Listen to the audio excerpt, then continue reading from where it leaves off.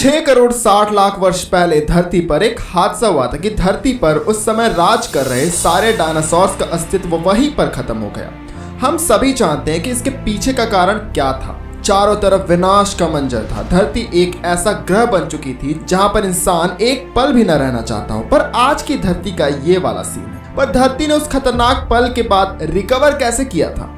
6 करोड़ 60 लाख वर्ष पहले 21 किलोमीटर के साइज का एक एस्टेरॉयड धरती से टकरा गया था। यह एस्टेरॉयड मैक्सिको में टकराया था, जहां इसके टकराने से 180 किलोमीटर चौड़ा क्रेटर बन गया था। इस एस्टेरॉयड के कोलिजन के कारण धरती पर से जीवन के 75% आबादी ने अपना अस्तित्व खो दिया था और धरती पर से खतरनाक और विशाल बड़े बड़े जानवरों का अस्तित्व वहीं पर थम गया। इस एस्टेरॉयड के धरती से टकराने से धरती पर 300 मीटर ऊंची सुनामी की लहरें समुद्रों में उठ गई थी और सिर्फ 10 घंटे में यह सुनामी धरती के सारे कोस्टल एरियाज में पहुंच चुकी थी।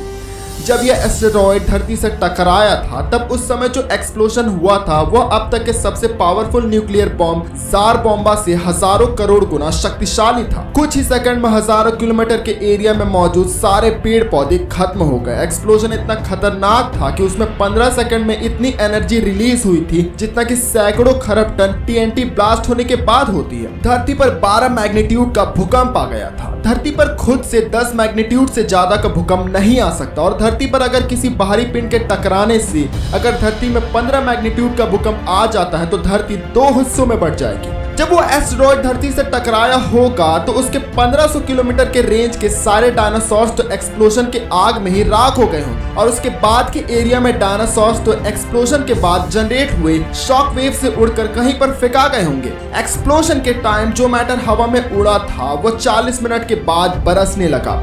यह मैटर एक्सप्लोजन से बहुत गर्म हो चुका था और धरती के चारों ओर बरसने लगा था और बस इसके बाद तो चारों तरफ तबाही का मंजर था। धरती पर जीवन की 75% प्रजाति का अंत हो गया। धरती पर जितने भी 25 किलो से भारी एनिमल्स थे वो नहीं बचे और धरती पर एसिड रेन चारों तरफ होने लगा। जो जानवर ओपन एरियाज में घूम रहे थे वह एसिड रेन की वजह से मारे गए। आकाश में डस्ट इतना था कि 1 वर्ष तक धरती पर सूर्य की किरणें नहीं पड़ी थी, जिस कारण प्लांट्स की ज्यादातर प्रजाति विलुप्त हो गई और कुछ ही प्लांट्स बच पाए थे। पानी के अंदर बचने वाले जीव भी इससे काफी प्रभावित हुए। कंडीशन तो ऐसी थी कि धरती पर एक जानवर भी ना बचे। पर इसके बाद भी टर्टल्स, क्रोकोडाइल्स जैसे वाटर एनिमल्स ने सरवाइव किया और लैंड में छोटे छोटे एनिमल्स ने अपने अस्तित्व को बचा लिया। पर इसके बाद भी बचे कुछ एनिमल्स की पॉपुलेशन घटती रही। पर धरती पर इस एक्सप्लोजन के बाद पहली बार फोरामिनिफेरा जैसे माइक्रो ऑर्गेनिजम्स की पॉपुलेशन रिकवर होने लगी थी और धरती थोड़ा थोड़ा रिकवर होने लगा था। और फिर डायनासोर्स के अंत होने के 1000 वर्ष के भीतर फर्न्स जैसे प्लांट धरती पर फिर से उगने लगे और धरती के कई जगहों पर यह उगकर धरती को फिर से हरा भरा करने लगे। बड़े जानवरों के लिए खाने की कमी थी, इस कारण इनकी पॉपुलेशन लगातार घटती जा रही थी। वही 600 ग्राम या फिर उससे कम वजन के जानवर इन फर्न्स को खाकर जीवित रहने लगे थे और धरती पर एक समय ऐसा मंजर था कि 600-700 ग्राम से ज्यादा वजन के एनिमल्स तो धरती पर बचे ही नहीं थे। पर फिर धरती में चेंजेस हुआ और धरती पर धीरे धीरे पाम फॉरेस्ट बनने लगे, पर इसमें भी 1 लाख वर्ष लग गया था और 2 लाख वर्ष बाद धरती पर थोड़े नए नए पेड़ अस्तित्व में आने लगे और बड़े बड़े एनिमल भी धरती का हिस्सा बनने लगे।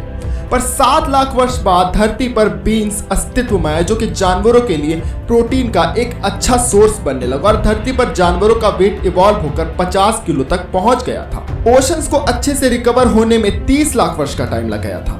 धरती पर आज डायनासोर्स की प्रजाति बर्ड्स के रूप में अस्तित्व में है। धरती पर अब तक जितनी भी प्लांट और एनिमल की प्रजाति अस्तित्व में आई है उसमें से 99% प्रजाति अपने अस्तित्व को खो चुकी है। डायनासोर्स के अंत को लेकर एक और थ्योरी भी सामने आती है। यूनिवर्सिटी ऑफ मिशिगन में हुए एक रिसर्च से एक बात सामने आई थी।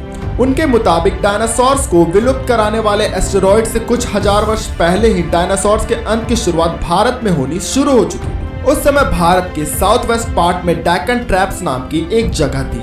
यहाँ पर 15 लाख स्क्वायर किलोमीटर के एरिया में वोल्केनिक इरप्शन की वजह से लावा बह रहा था और वो हमारे एटमॉस्फेयर में मर्क्यूरी के लेवल को बढ़ाने का काम कर रहा था। ये जहरीला लिक्विड मेटल जीवन के लिए तो बहुत ही ज्यादा खतरनाक है।